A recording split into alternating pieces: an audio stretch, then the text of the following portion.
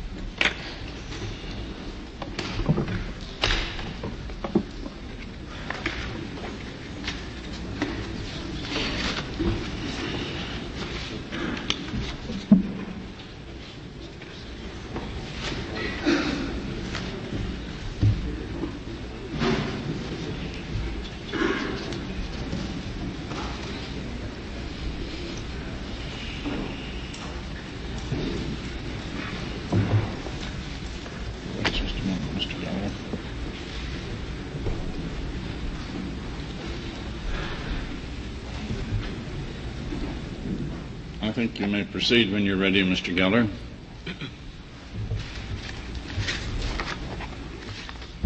Mr. Chief Justice, and may it please the Court. The Court granted certiorari in this case to resolve two important issues of federal criminal law. The first is whether a defendant may appeal prior to trial from the denial of his motion to dismiss an indictment on speedy trial grounds. The second issue, which need only be reached if the Court holds that such interlocutory appeals are permissible, is whether the period after criminal charges against the defendant have been dismissed, but before the same or related charges are reinstituted against him, should be considered in determining whether the defendant has been deprived of his right to a speedy trial. The facts are as follows. In the early morning of February 17, 1970, Respondent's wife and two small daughters were clubbed and stabbed to death in Respondent's apartment on the Fort Bragg military reservation in North Carolina, where Respondent was assigned as a medical doctor. Respondent, who also suffered some wounds, notified the military police of the attacks, claiming that he and his family had been assaulted by four so-called hippies who had apparently been under the influence of drugs. Respondent at first was viewed as a victim rather than as a suspect. However, after an intensive but incomplete investigation of the crimes had been conducted by the CID, the Army's Criminal Investigative Unit, it became apparent that many aspects of Respondent's version of the attacks and of his subsequent actions upon discovering his family's bodies could not be squared with the preliminary laboratory analysis of the physical evidence of the crime scene. In April 1970, therefore, Respondent was warned that he was a suspect in the murders, was advised of his rights by military authorities, and was confined to the military reservation by his immediate commanding officer. 3 weeks later, Respondent was formally charged by his commander with 3 specifications of murder. As required by Article 32 of the Uniform Code of Military Justice, an officer, Colonel Warren Rock, was appointed to investigate the matter and to recommend whether the charges should be referred by the post commander to a general court-martial for trial. After considering the evidence in the case over the next several months, Colonel Rock recommended that the charges against Respondent be dismissed, but that further investigation of the murders be undertaken by the appropriate civilian authorities. This recommendation was accepted by the commanding general of Respondent's unit, who dismissed all charges against Respondent in October 1970. 2 months later, in December 1970, Respondent was granted an honorable discharge by the Army.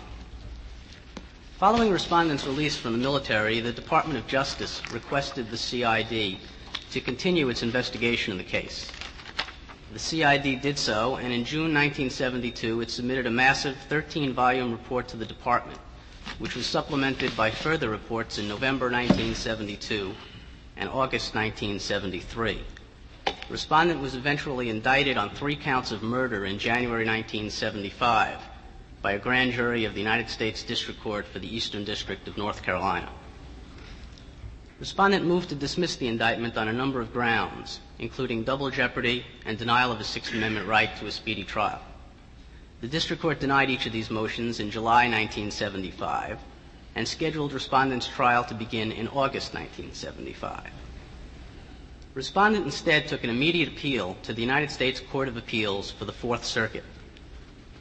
That court held that it had jurisdiction over Respondent's double jeopardy claim under its decision in United States against Lansdowne, a decision subsequently approved by this court in Abney against the United States, and that Respondent's speedy trial claim was also a proper subject for pretrial appellate review because it involved a fundamental constitutional right, because it was, quote, pendant to the double jeopardy claim and closely related to it, and because the court believed that its ruling on the issue would expedite the ultimate resolution of what it viewed as an extraordinary case. What cases from this court did the Fourth Circuit cite to support its concept of pendant jurisdiction over the speedy trial claim?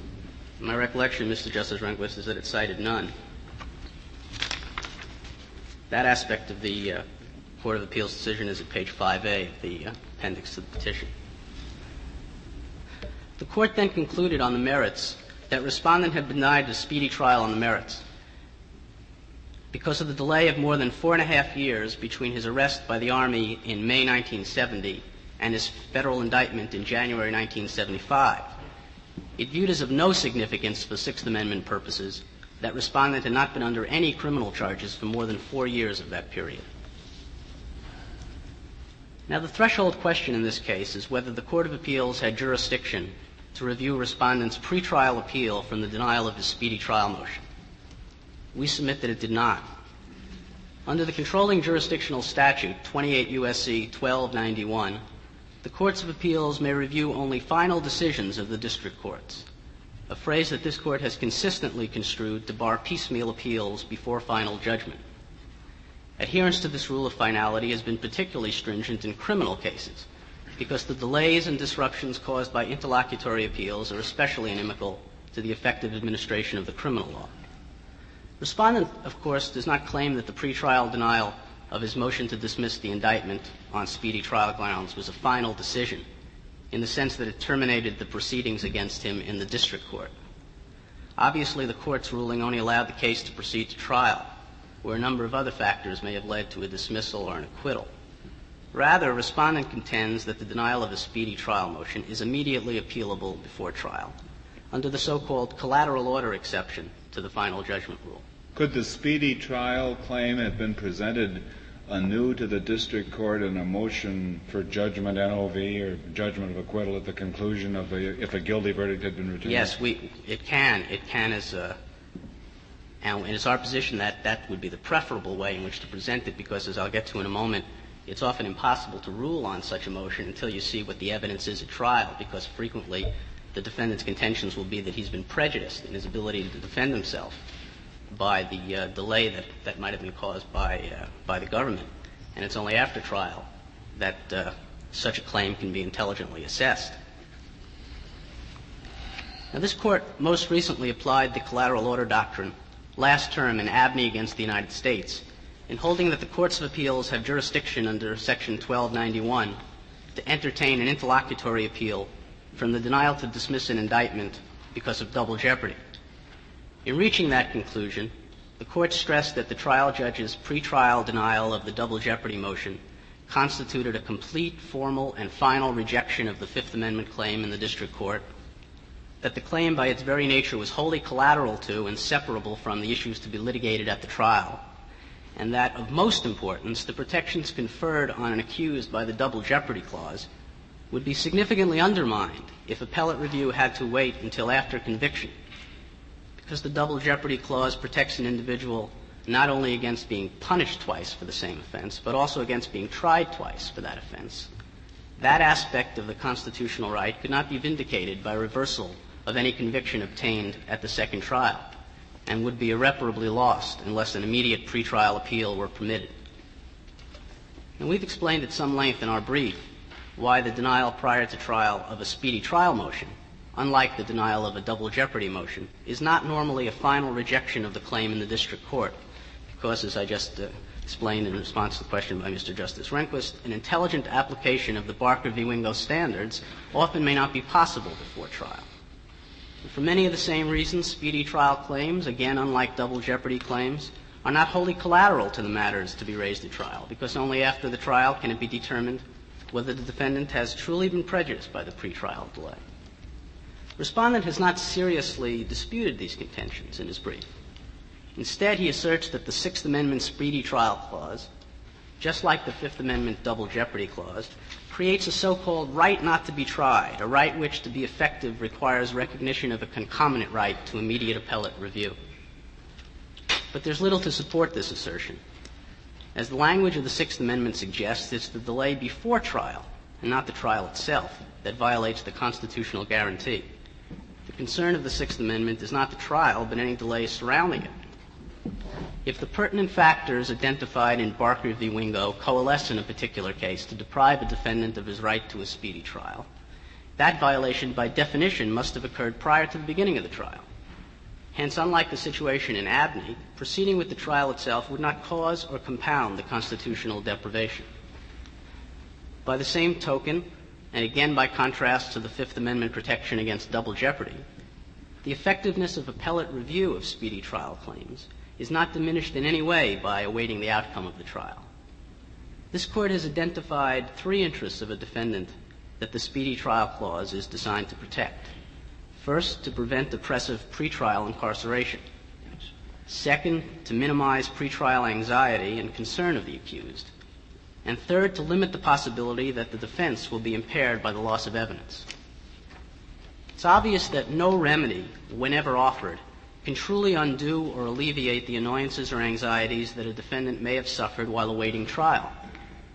But the reversal of a defendant's conviction after trial would be equally as effective as the dismissal of his indictment before trial to compensate that defendant for any emotional harm he may have suffered, and would also be equally as effective as a means of punishing the government for the delay.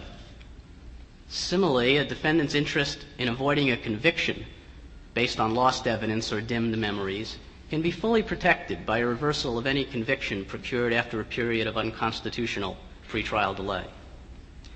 Thus, deferring appeal of a rejected speedy trial claim until after trial presents a question not of rights, but solely of remedies. Any Sixth Amendment violation can be remedied as well after trial as before. Now, since speedy trial claims thus do not satisfy any of the criteria of the collateral order doctrine, there's no justification for countenancing a breach of the normal rules against interlocutory appeals in criminal cases for such claims.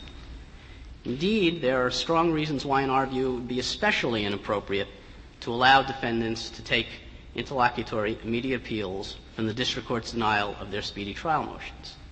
And that is because the Speedy Trial Clause, unlike the Double Jeopardy Clause, or indeed unlike any of the other protections of the Bill of Rights, is designed as much to foster the interests of society in the expeditious resolution of criminal cases as to confer protections upon individual defendants. As this Court observed in Barker v. Wingo, the societal interest in providing a speedy trial exists not only separate from, but at times also in opposition to, the interests of the accused. Thus, even if some of the interests protected by the Speedy Trial Clause might be furthered by allowing pretrial appellate review of Sixth Amendment claims in an occasional case, other equally important interests protected by the clause would be severely frustrated by the often substantial delays in the disposition of criminal cases that would inevitably accompany such appeals. There would certainly be pretrial review if the shoe were on the other foot, would there not? If the defendant had moved that the indictment be dismissed because to try him now would violate his right to a speedy trial, the government, could surely appeal that, couldn't it? That's correct. But not under Section 1291, under Section 3731 from the dismissal of an indictment, and that clearly is a final order. There's nothing further that would happen in the case unless an appeal were to be pursued. In fact, this case graphically illustrates the point I was making about delay. The district court denied respondents' motions to dismiss the indictment in July 1975 and scheduled his trial to begin a few weeks later. Pretrial litigation over respondents' speedy trial claims is yet to be resolved, more than 2 years after his trial would have ended but for the piecemeal appeal. In addition, permitting pretrial appeal of speedy trial claims would allow defendants a ready method of obtaining a continuance of their trials, and delay is unfortunately not an uncommon defense tactic. We recognize, of course, that this court in Abney was not persuaded by the argument that defendants might take dilatory appeals in double jeopardy cases. The court believed that the courts of appeals could easily weed out and dispose summarily of truly frivolous claims. While this is perhaps true in double jeopardy cases, there are two reasons why it's exceedingly unlikely to be true with respect to speedy trial claims. The first is that it's much more difficult to allege a plausible double jeopardy violation. There must be some showing that the defendant has once before been in jeopardy of federal conviction on the same or related charges. Very few defendants can make or even approach that showing. By contrast, it would be the rare defendant who could not present a colorable speedy trial claim, since there will be in every case some period of delay between his arrest or indictment and trial. And possible prejudice, as this court remarked in the United States against Marion, is inherent in any delay, however short. Secondly, it's much easier for courts of appeals to spot and adjudicate an insubstantial double jeopardy claim quickly. It involves merely a question of law, generally on undisputed facts. Speedy trial claims, on the other hand, call for a delicate and often difficult case-by-case assessment of a number of variables, such as the reasons for the delay and the prejudice suffered as a result of the delay. Whether these factors make out a constitutional violation in any particular case may not be possible to determine without the aid of full briefing and oral argument. In short, we submit that speedy trial claims are precisely the type of claims that should be subject to the final judgment rule, and that the Court of Appeals erred in hearing respondents' speedy trial appeal prior to trial. I'd like to turn briefly in the few minutes remaining to the merits of respondents'. Mr. Geller, before you turn to the merits, in this case, the district court denied a double jeopardy motion as well as a speedy trial motion. That's correct. And the appeal presented both issues to the Court of Appeals, but the Court of Appeals didn't decide the double jeopardy issue. That's correct. Why doesn't the appeal on the double jeopardy issue support review of the speedy trial issue? Well, this court in Abney was faced with a similar situation. In Abney, you'll recall, not only was there an appeal of a double jeopardy claim, but the defendants also claimed that the indictment failed to state an offense. The district court denied that motion. They took an appeal of that also before trial. This court held that the Court of Appeals had no jurisdiction over that aspect of the defendant's appeal, because each issue must meet its own independent appealability standards. There's no concept of pendant jurisdiction has no role to play under the collateral order doctrine. Now, as to the merits of respondents' Sixth Amendment claims, I noted at the outset this court need not reach it if it agrees with us that the court below lacked jurisdiction over respondents' pretrial appeal. Now, as the Court of Appeals acknowledged, and indeed as respondent concedes, no significant delay, and certainly no delay approaching constitutional magnitude, occurred in this case between January 1975, when respondent was indicted, and August 1975, when his trial was set to begin. The Court of Appeals holding that respondent was deprived of his right to a speedy trial thus plainly rests on the premise that respondent's Sixth Amendment right attached in the spring of 1970, when he was arrested by the Army, and that his right continued unabated until August 1975, even though all of the military charges against respondent had been dismissed and he had been released from all restraints on his liberty in October of 1970. The court below has therefore reached the insupportable and quite incongruous conclusion that in the 4 years between the dismissal of the military charges against respondent and his indictment, respondent was entitled to insist upon a prompt resolution of the charges against him, and the federal government was obliged by the Sixth Amendment to afford him a speedy trial on those charges, despite the fact that absolutely no criminal charges were pending against him during any part of that period. This holding, we submit, is flatly inconsistent not only with the very language of the Sixth Amendment, which talks about an accused in a criminal prosecution, but also with this Court's analysis of that provision in United States against Marion. In Marion, the Court held that the particular protections of the Sixth Amendment did not extend to the period before an individual had been formally accused of a crime, either by arrest or indictment. Even though that individual may have been aware for an extended period of time prior to his indictment that he was under official investigation, and even though he may have suffered severe, harmful, emotional, and financial consequences as a result of that investigation. It is, we believe, the logical corollary of these conclusions that a defendant's Sixth Amendment rights also do not continue after a criminal proceeding against him has been terminated by a complete dismissal of the charges. At that point, just like in advance of formal accusation, the individual does not stand publicly accused of any crime, and his liberty is in no way restricted. His situation, as the Court observed in Marion, does not compare with that of a defendant who has been arrested and held to answer. Now, Respondent's only response to these arguments is the assertion that his case is essentially indistinguishable from that in Klopfer against North Carolina in 386 U.S. Klopfer, however, presented the question, and I'm quoting from page 214 of the Court's opinion, whether authorities, quote, may indefinitely postpone prosecution on an indictment without stated justification over the objection of an accused. The unusual North Carolina procedure in Klopfer allowed the state prosecutor to postpone prosecution indefinitely on an indictment that he did not wish to pursue immediately.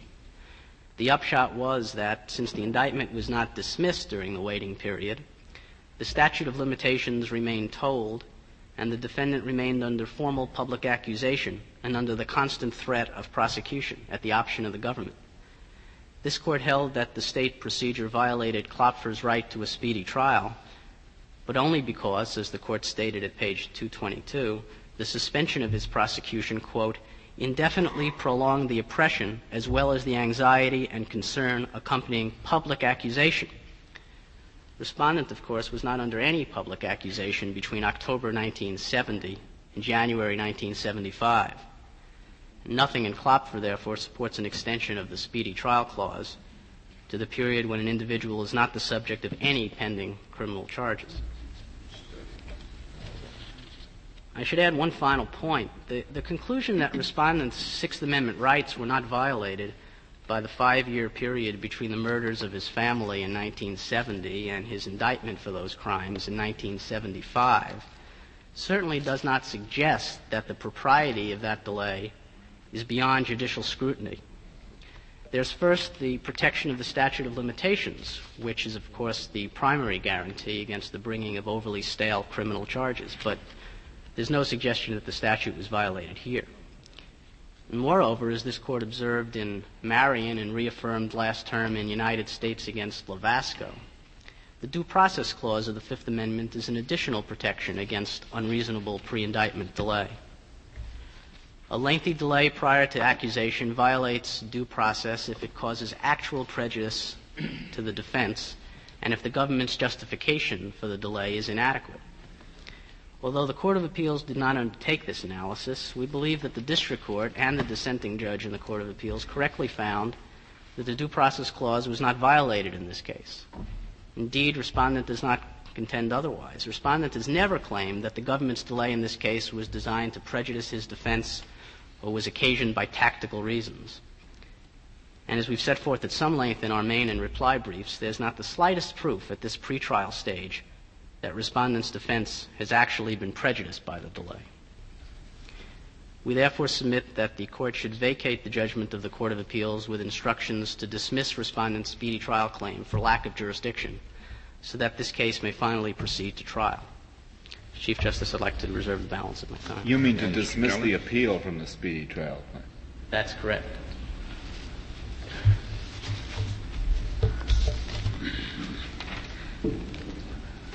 Mr. Segal. Mr. Chief Justice, and may it please the Court,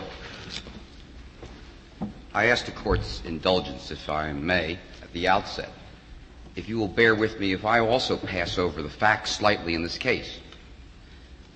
Because it seems to me that the Solicitor General's argument has consciously averted some rather, I think, poignant and significant findings.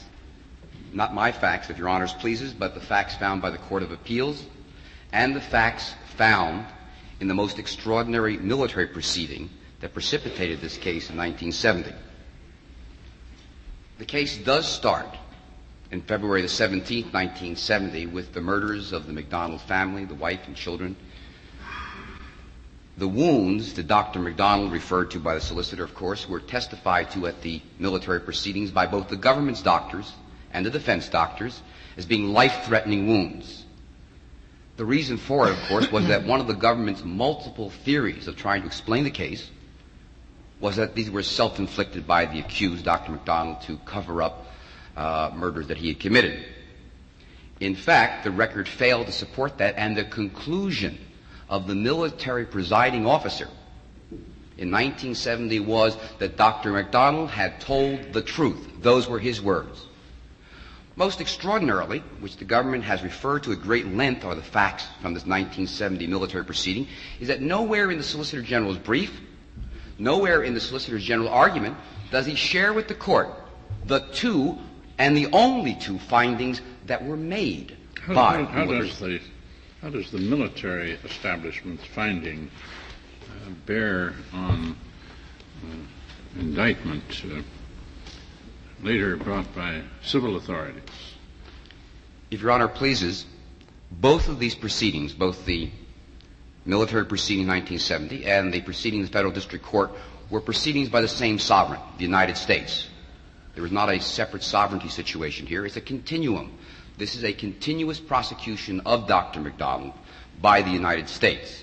As a matter of fact, as if I may, when I get into my argument... Under two wholly different systems of justice, however, are they not? That's right, if Your Honor pleases. The military code is one, and the civilian code is quite another, isn't it? Yes, Mr. Chief Justice. I might just point out that, as a matter of fact, it was the election of the government as to which of these two systems it might go to. At the very outset of the case, the investigation was being pursued by both the FBI and Justice Department and the military authorities, and it was the Justice Department that participated in the ultimate decision that the prosecution should be brought initially in the military system rather than in the civilian courts. If I may, though, if Your Honor pleases, I did want to share with the Court, and I don't mean to prolong the discussion on the facts, but I think they are essential to an understanding of this case. There were only two findings at the end of the Article 32 proceedings. This was the longest Article 32 proceeding in the history of the military justice system. It was not a trial, was it? Beg pardon, Your Honor? It was not a trial. We do not, because of the special circumstances, consider it to be a trial. No, Your Honor. That is an issue, of course, which develops on the double jeopardy argument, which the Court of Appeals said had merit but reserved any decision on and therefore has not been decided and is not before this Court at this time. And then what bearing does it have here? The military proceeding... It was not a trial. It was just an investigation. No, if Your Honor pleases, the... it was just an investigation, wasn't it? Your Honor, I do not think that's a correct characterization, Mr. Justice Marshall. I do not think so. Well, was he at any time subject to be sentenced by this hearing? No, Your Honor, not the Article 32 proceeding that we're talking about. Is that the only one we're talking about? The article, if I may respond, Your Honor, in this way, the Article 32 proceeding encompasses more than just the phase that I'm now referring to. The proceeding encompasses then an adjudication at the conclusion of it by the convening authority. Again, we're talking about issues that relate to the double jeopardy case. And the conclusion is that we shall not call a general court. That's all it says. I think it says we will or we won't have a general court. Or has it changed? I beg your pardon. Has it changed, or is that what it does? The language of the formal order at the conclusion of the military proceedings was to dismiss the charges. But that was a formal piece of language which did not take cognizance of what the Uniform Code of Military Justice required to be found by Colonel Rock. At the end, if Your Honor pleases, at the end of a proceeding that spanned something nearly 6 months, with a 2,000-page record, with 90 pages of findings and summary of the evidence, Colonel Rock made two findings.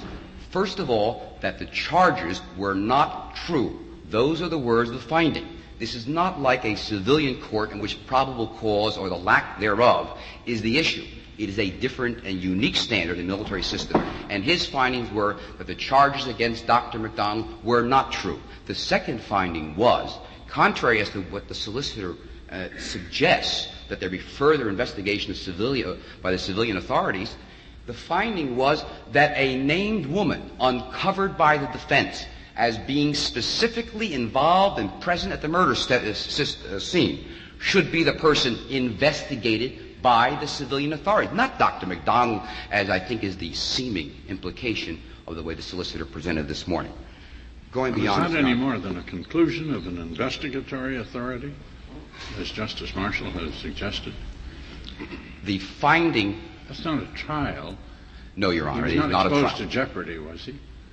Not by virtue of being before Colonel Rock, no. Jeopardy attached, Your Honor, if we, again, it is the argument that we think has not been decided by the Fourth Circuit, clearly has not been reserved. Jeopardy attached when Major General Flanagan entered his final order. He was the authority. He was the equivalent of a district judge entering a final order. But again, that is beyond, I think, the scope of the case before this Court. Let me pass, if Your Honor pleases, just to the other part of the facts that I wanted to make reference to, and that is, Do these facts shed light on why your claim of denial of speedy trial was appealable to the Court of Appeals? no, Your Honor, please, I can proceed if you will. No, you shape your own argument, which is certainly your privilege. I hope you will address that point sometime during the 30 minutes that's allotted to you. I thoroughly intend to, Your Honor, and I appreciate your suggestion. But I do think that it is necessary to understand the case, because even the government itself has said in prior memorandum filed with this Court that this is a unique case, an extraordinary case on its facts, and I think the facts required some touching. If I may then proceed to the question, though, of the appealability of the denial of the Dr. MacDonald's motion for a speedy trial prior to trial. It seems to me that what the Court of Appeals did in accepting this case was neither extraordinary or out of line with the prior decision that it rendered itself in Lansdowne, and with, in fact, the concepts that were approved by this Court originally in Cohen versus Beneficial Loan Company in 1949 and reaffirmed by this Court in Abney. Conceptually, they are the same.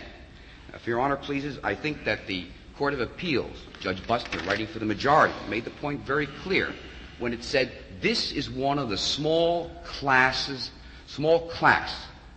of rights that must be reviewed in criminal cases pre-trial. The claim in this case is clearly collateral.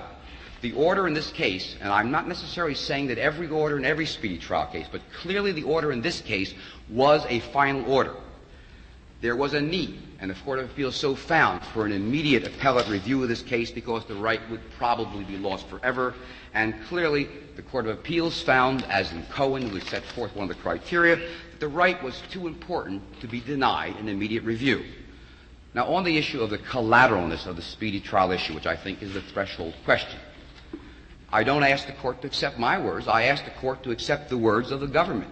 Because in Marion, in United States versus Marion, it was precisely the words of the government to this Court in arguing why the government should be allowed to appeal the granting of a motion by a defendant to dismiss an indictment for denial of a speedy trial, and where the defendant on the appeal to this Court challenged the ability of the government to seek review But here. didn't the government also cited the statute, didn't it? Yes, Your Honor, the government cited the statute, but the argument... Where's your statute? Your Honor, please, we Where's believe... your statute? 1291, we think, is the correct statute in this case, that this is a final order, appealable under that statute. The Court of Appeals so found, and I think the Court of Appeals' reasoning is clearly consonant with the reasoning of this Court in Abney. Now, if I might just simply refer, though, Your Honors, I think it's important to understand whether or not this issue is collateral to simply what the government said in describing collateralness in the Marion case. In Marion, the government used exactly, if I may, from the government's brief in Marion, used precisely these words. It said, "The defendant does not deny that he had committed the acts charged or that those acts constitute a crime.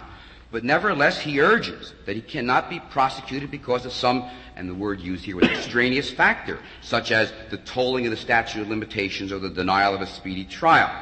In its reply brief, the government returns to its description of the speedy trial claim and says such a plea sets up by way of defense a claim that bars conviction whether or not the defendant is guilty. And this Court, Mr. Justice White, writing for the Court in Marion, echoes exactly the same language. It says it is independent of the issues of guilt or innocence. The question in speedy trial is not in any way connected with the trial evidence. It is connected simply with the issue of whether or not the government has improperly delayed for an excessive period of time. Mr. Segal, may I interrupt you just a moment, Yes. Mr. Segal? Under your analysis, if I understand it, every speedy trial claim would be appealable, because that argument could always be made. But the Fourth Circuit didn't take that view. They said usually you should wait till after trial, but this case is different. I don't understand what the Court of Appeals was saying, and maybe you can — are you taking the position that they're always appealable or just sometimes, and if so, when? In view of the decision of this Court, Mr. Justice Stevens, in Abney, I think that speedy trial claims are appealable as a matter of right, as being part of this small class of criminal cases referred to in Cohen and referred to again in Abney. I would suggest to the Court that the bugaboo raised that somehow we're going to open the floodgates to a lot of frivolous speedy trial claims is again unsupported by the facts or the rationality. Let me point out several things. First of all, there have been 29 years that have elapsed since the Cohen doctrine was first articulated, which means that for 29 years defendants and defense lawyers in criminal cases apparently are to presume to be aware that they could have sought interlocutory appeals from the denial of speedy trial claims by district courts. As the government points out in its brief, there are only 2 reported cases that we can find in the 29 years of the Cohen case. It does not indicate some great landmark abuse by district courts, by lawyers, or by courts of appeal reviewing these matters. Would you be interested in knowing about how many petitions for certiorari we get raised in the speedy trial case? I would think, Your Honor, that will not be changed in any way by the ruling in this case. Well, I'd like to cut it down. May I point out, Your Honor, that in fact there is no floodgate to be opened in this case because the floodgate is open already. The truth of the matter is that any defendant who is denied his or her motion for a speedy trial by a district court under the procedures presently intact and which will not be affected by any decision in this case can go to the Court of Appeals with a writ of mandamus. The only difference between that and what we're talking about now is the notice of appeal is a shorter form. There's less to be said. It does not take much for the defendant or defendant's lawyer to propose a writ of mandamus. I assume that the bar would not be interested in trying out everything on a writ of mandamus. The assumption, Your Honor, I would assume that. I hope I'm right. I would also assume something else, Mr. Justice Marshall, which is namely that I don't think that if this Court carefully articulates the type of speedy trial claims that are worthy of pretrial consideration, that is, that meet the Cohen standard, that I think the bar would also be perceptive enough to see that. But I'm assuming as the government's dark view of this case, if I may. And the dark view is something along the lines. Has this Court ever sanctioned review of a denial of speedy trial claim by writ of mandamus?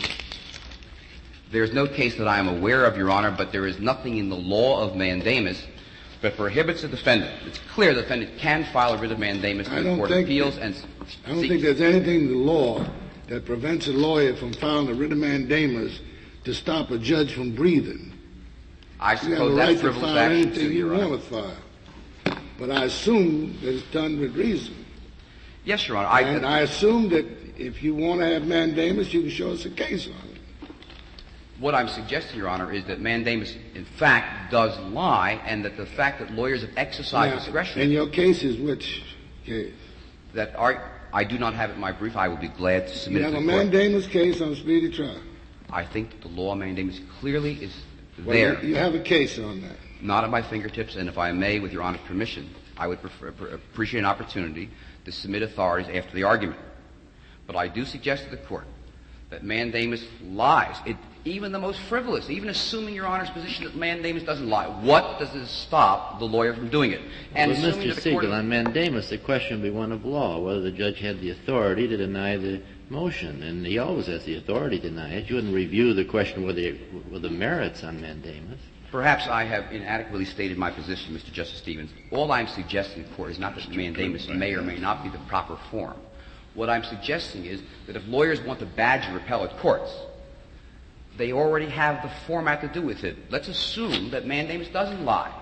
Doesn't mean that lawyers may not erroneously proceed that way, and being denied by courts of appeal may not erroneously petition this court for certiorari. What I'm simply trying to respond to is not to argue the merits or lack of merits of mandamus as a form of relieving this problem, but what I want to point out to, I think, is essentially the specious nature of the suggestion that if this court were to conclude that the rationality of speedy trial... You're seriously arguing that if we hold that such an order is appealable, that there won't be a lot of appeals? I think You in really a think that? I think in a seminal period until the courts of appeals handle the cases I will suggest to you. I don't think that every speedy trial argument, every speedy trial claim merits a full argument. The court is perfectly capable, all courts of appeals are perfectly capable of reading the papers and without argument determining which are without merit. I have practiced, Your Honor, pleases, in federal criminal courts for something like 18 years. I didn't need the Cohen case to tell me it was unwise to take interlocutory appeals in criminal cases. We knew that the courts of appeals, we all experienced the courts of appeals, the filing of a paper, the filing of a government's 1.5-page motion to dismiss or on the law of the merits, and an answer from the court throwing out an unmerited appeal. All I'm saying is I would hope this court would not be led astray by the government's Just one other force. question, if I may, Mr. Segal. Your point, if I understand it, is that the speedy trial claim is appealable if it has merit. No, Your Honor. My point is that the speedy trial claim within the meaning of Cohen as rearticulated in Abney is that speedy trial is one of what I would say are only 3 claims that are appealable in an interlocutory phase in criminal cases. Always appealable. Yes, Your Honor. And Three aspects. Those 3 are double jeopardy, speedy trial. What's the third? Bail. Bail. Stack versus Boyle. Well, why wouldn't you? What Why about wouldn't? indictment?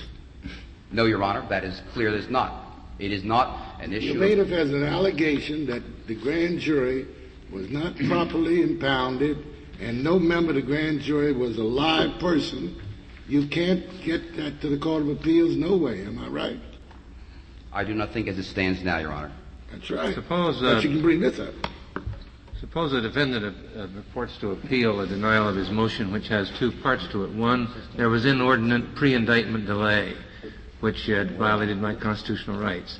There was an inordinate delay after indictment, between indictment and trial, which violated my right to speedy trial. Now, wouldn't you say both of those are appealable under your submission? No, if Your Honor, please. That is not my submission. I would offer a lesser submission. What I'm talking about here is the Sixth Amendment issue, the pre-indictment delay. I know, but his due process motion is also based on the proposition that the trial shouldn't take place at all. The difficulty is, though, Your Honor, is the finality issue. If we're using the Cohen standard, Cohen requires there would be a finality. In this particular case, there was finality because the district judge entered a very specific order and he wrote an opinion. And his opinion was that in this case, in order to be a speedy trial right under the Sixth Amendment, there had to be a public accusation. On that score, the judge was right and was upheld, and that language was correctly found by the Court of Appeals. But he erred, and the Court of Appeals found that he erred when he said that the public accusation in this case had not taken place until January 1975 when the indictment was returned. As Judges Bustner and Russell found in the Court of Appeals, the public accusation had taken place in April of 1970, in May of 1970 when the government called a press conference and announced the formal charges. In this case, there is nothing further that a trial can add. There is nothing that can be shown by a trial. Nothing will happen before Judge Dupree, the district judge, that in any way can alter the speedy trial claim because he has held as a matter of law that the speedy trial claim in this case ran only from January 25th, 1975. We have no argument, no quarrel with that date and the proceeding to the district court. Our quarrel is the 5 years delay found by the Court of Appeals to be absolutely unjustified, absolutely without rational explanation, except, if Your Honor pleases, the one offered by the government below. The Court of Appeals found and quoted at length the statement by government's counsel in January 1975 at preliminary proceedings in this case. When asked by the United States magistrate, what is it that took 5 years to restart this case again, it having started back in April of 1970, in a moment of candor all too often not heard, government's counsel said it was bureaucracy. What happened was, he said to the magistrate, and it was repeated again later on, what happened, Your Honor, was we needed the FBI laboratory to do some of the laboratory technical work, and bureaucracy prevented us from 1970 to 75 from getting the FBI laboratory. That is the reason. Now, I might say in its brief to this court, the government has shifted now to what is now its third position on what caused the delay in this case. I must say something. I am profoundly surprised that counsel for the government would get up to this court and say, and see, the MacDonald case itself is an absolute example of the delays that defendants could bring. I have set forth at page 40 the proceedings in which the government has dragged its foot, been late, extended time, and double extended time, asked for unprecedented extensions of time to file motions and briefs that are not allowed in the Court of Appeals, has asked for double time to file petitions for extension with this court. It's set out in the footnote on page 40. Why, in the name of heaven, in this of all the cases where the government has really nothing to say for its delay, except the words of the government's attorney who said bureaucracy, they would suggest that the MacDonald case is the one which is an example. To the contrary, the Court of Appeals found that there were 2.5 years in this case in which absolutely nothing of significance took place in the Justice Department. The chronology of this case was that the charges were finally dismissed in October of 1970. Now, we contend, it's our position, if Your Honor please, that those dismissal by General Flanagan constitutes double jeopardy. But since that's not the issue here, arguendo, we'll take the government's position that it was not final. The government, in fact, proceeded reasonably promptly after that dismissal to restart the investigation. In January of 71, which is less than 2.5 months later, a new team of military investigators were assigned. As a matter of fact, 10 investigators were assigned full-time for 1 year. They worked until December of 71. We find no fault with that proceeding. In the course of those 11.5 months, they re-interviewed every witness in this case. They interviewed 699 witnesses. They did a reinvestigation job. We don't find any fault with that, either did the Court of Appeals.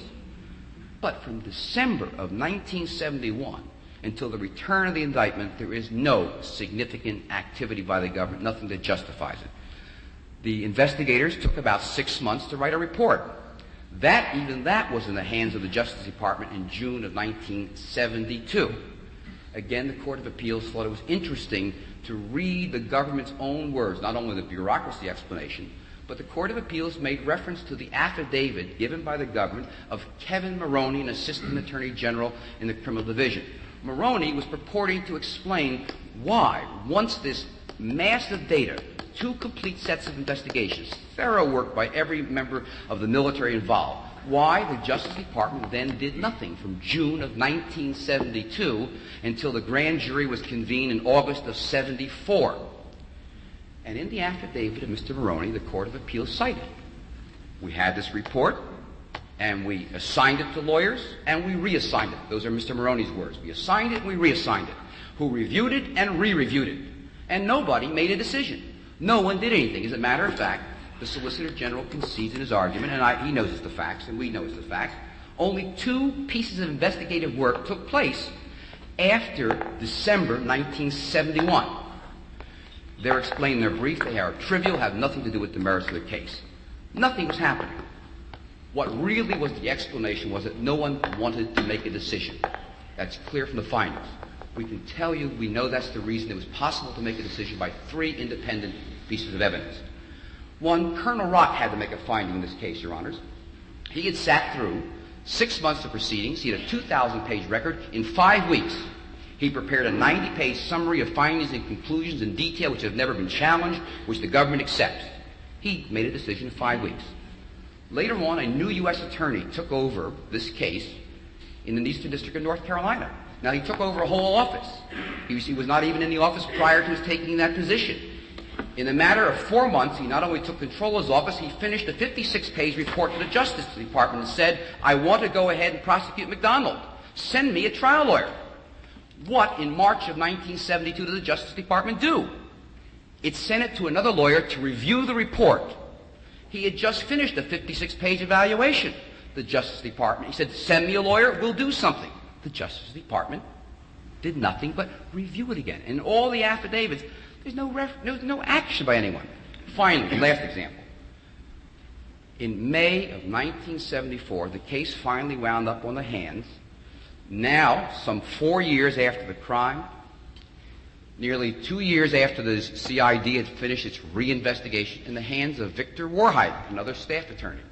In 1 month, he was able to read the entire file, all the envelopes, all the drawers of it, interview the judge in North Carolina, interview CID investigators, talk with other attorneys in the case, and conclude that he wanted to convene a grand jury investigation. He did that all in a month, and a month later a grand jury was impaneled. The case was susceptible of resolution.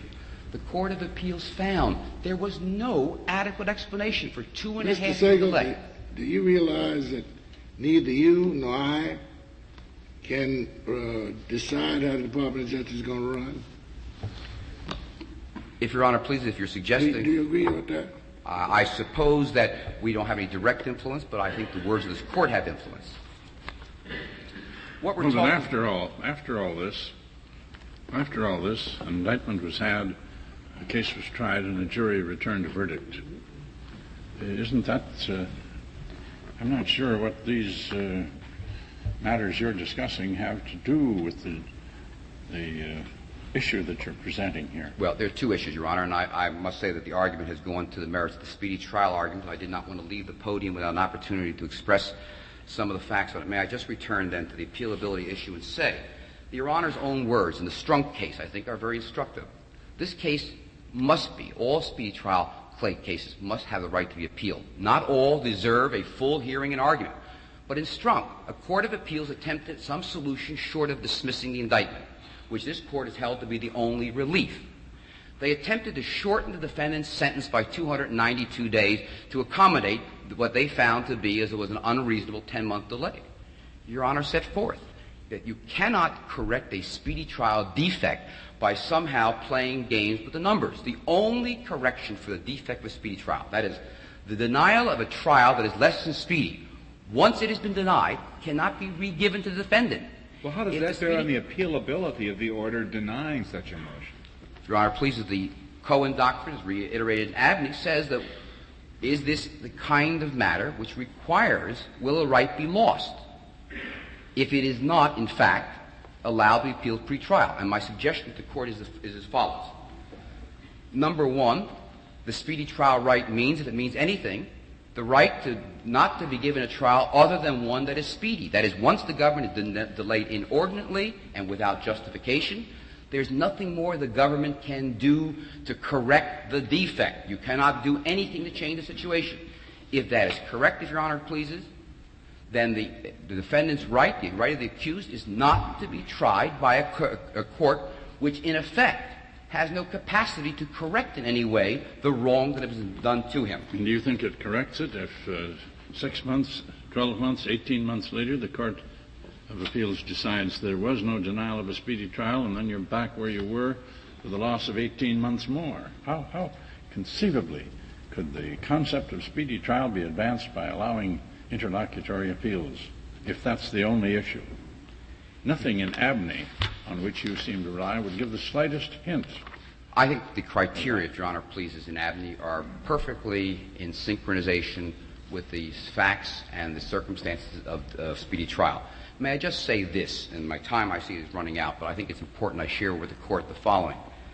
If you were to accept the government's concept that speedy trial, and I'm talking only now about Sixth Amendment speedy trial right, I'm not talking about Fifth Amendment due process issues, because in this case the judge's decision is complete. There's nothing that can be changed in regard to the speedy trial decision by the trial. Just so it's straight, I gather now that you're saying that an order denying a motion to dismiss on speedy trial grounds is appealable, both when the judge denies it on the grounds that this really isn't a speedy trial claim at all, as in this case, I take it. No, he said... But also, if he denies it on the ground, yes, it is a speedy trial claim, but it's without merit. You think both are appealable? I must confess, Mr. Justice White, I did not perceive Judge Dupree's order as saying there was not a speedy trial claim at all. I think you seem to think that if you say that you measure the time in this case only after the 75 indictment between then and trial, there isn't any speedy trial claim here. That's correct, Your Honor. And it's just a due process claim. We haven't even contended that at this stage. It's not even before the Court. Our contention, it is the government's brief that has forced it, I think, upon the Court the suggestion that somehow we had to prove prejudice. May I just finish with one sentence, Your Honor? That is, to accept the government's contention that the speedy trial claim must wait after trial is to say that only the guilty will have the benefit of the speedy trial claim, because only a person who's been convicted may then have the right to speedy trial vindicated by the reversal of that conviction. We say in a case such as this one, where in fact there has been an extraordinary proceeding in which the finding was that the charges were not true, we say in a case such as this one that a person who goes to trial and is even acquitted, it is not a vindication of the Sixth Amendment speedy trial right to say there's nothing more you can do. I think an argument by the government is somewhat disingenuous, which says the only vindication for the right is you have to be convicted, and then an appellate court will tell you that you should never have been tried in the first place. Do you have anything further, Mr. Keller? Mr. Chief Justice. First, briefly like to address the suggestion that the government somehow been inconsistent in the position we're taking in this case and the position we took in Marion about whether speedy trial claims are collateral. The threshold issue in Marion, there was an appealability issue whether the government could appeal under the old version of Section 3731, and that in turn depended upon whether the district court's dismissal of the indictment had resolved any issues going to the general issue in the case. Of course, a speedy trial issue is collateral to the issues to be litigated at trial in the sense that a resolution of the Sixth Amendment question does not require an inquiry into the truth of any of the allegations in the indictment. But we think the Court must have meant something more than that when it used the term collateral in Cohen and Abney, or else virtually any pretrial motion to dismiss would be collateral, as Mr. Justice Marshall stated. We think that the Court meant that an issue was collateral if it would be no easier to resolve the issue after trial than before. In other words, would it be affected in any way by the decision on the merits of the case? And speedy trial claims would be, as I mentioned earlier, if the defendant is acquitted, then not only is there no need to resolve the claim, but it goes a long way towards suggesting that his allegations of prejudice were insubstantial. More importantly, if he's convicted, then the trial record is generally indispensable in determining whether or not his Sixth Amendment rights have been violated, and no better proof of this need be offered than that the courts of appeals almost always resolve post-conviction appeals raising speedy trial claims by reference to the evidence adduced at trial, as of course this Court did in Barker v. Wingo in analyzing Barker's speedy trial claim. Now, secondly, it's true that the remedy for a speedy trial violation is dismissal of the indictment, but that doesn't indicate that the Sixth Amendment creates a so-called right not to be tried. The difficulty with the Respondent's reasoning, once again, is that dismissal of the indictment is the remedy for a wide range of violations, both constitutional and non-constitutional, such as all those involving defects in the indictment. If interlocutory appeals were to be allowed in each of these cases, under the theory that the nature of the remedy implies a right not to be tried, then the collateral order exception would swallow up the final judgment rule in criminal cases. In addition, Geller, could you just refresh my recollection? Marion, the appeal was by the government, wasn't it? That's and correct. Had been the motion to dismiss had been granted. That's correct, but So the that you're under a different statute and everything. That case is entirely different from well, that. that's another reason to distinguish it. But even there, we had to show that the Sixth Amendment, the district court's resolution, the Sixth Amendment question, did not implicate any issues going to guilt or innocence. Well, it was because there was a plea and abatement within the meaning of the old Criminal Appeals Act. Yeah.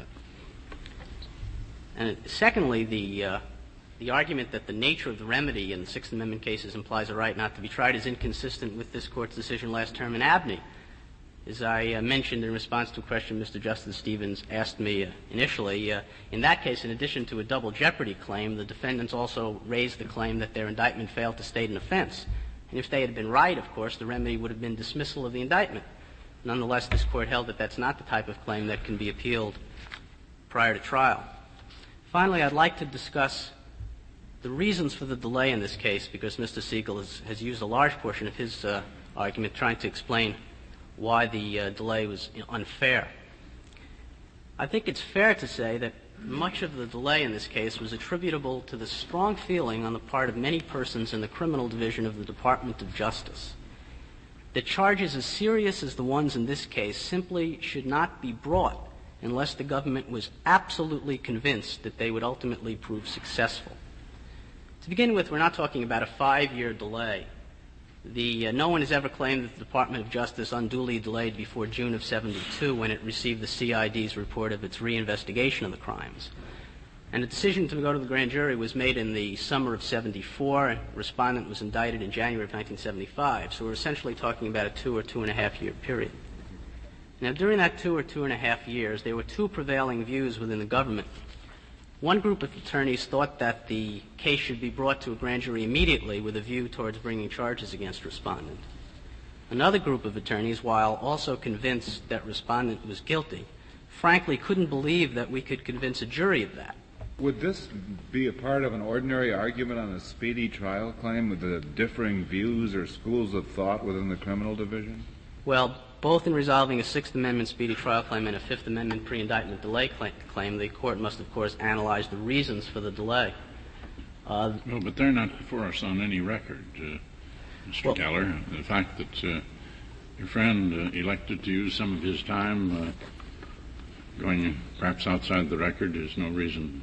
Well, I think that there is a record to support some of the statements I'm about to make. These statements were made in oral argument before both of the lower courts in this case. One of the reasons I might say that there's no record in this case is that we think the district court, and correctly, analyzed this case as not raising any Sixth Amendment issues at all because of the 4-year delay between the crimes and January 1975. Respondent was not under any formal accusation. So he quickly dismissed any Sixth Amendment argument without inquiring through testimony. That position? Yes, we do. I just wanted to give the court the impression that this is not a case in which the files laid in some dusty cabinet for 4 years with no one looking after the case at all. That's certainly the impression that respondent tries to give. During every moment from June of 1972 until an indictment was procured in this case, someone in the Department of Justice was trying to push this case further. But for reasons that I was about to get into, a number of the superiors in the department thought that the case should not be brought unless they could be absolutely certain that a jury would convict, and they had trouble believing that a jury would convict, not because they didn't think respondent was guilty, but because of the nature of the crimes, who the victims were, plus the fact that the government's evidence is... Mr. Geller, I repeat, the cogitations within the Department of Justice really aren't relevant to this issue. Well, I merely wanted to give the court the impression that there is, in our view, no substance to the allegation that the Fourth Circuit made that the government proceeded at a leisurely pace, or respondent's suggestions that the government was guilty of negligence or ineptitude. A point I wanted to make, and I'll close by saying that, in our view, the delay here was intended to protect respondents' rights by not bringing unfair charges. Mr. Geller, the factual matter that you do try to develop was presented in the oral argument to the Court of Appeals. And the district court. In just the same way that the factual justification was presented in the Labasco case, wasn't it? Well, Mr. Justice Stevens, the facts that I was about to present were not disputed by anyone in the district court or in the Court of Appeals. No, but this is not the first time that the government has justified delay by having the advocate state to an appellate court the reasons for the delay. Well, it's not just an appellate court. Exactly the same thing in the Labasco case. Well, without defending what happened in the Labasco case, Mr. Justice Stevens, these allegations were made to the district court. If the district court had thought they were in any way contested, he could well have held an evidentiary hearing. But as I was about to say, there's been no allegation that I'm just suggesting the court has approved the procedure you're following today. Thank you. Thank you, gentlemen. The case is submitted.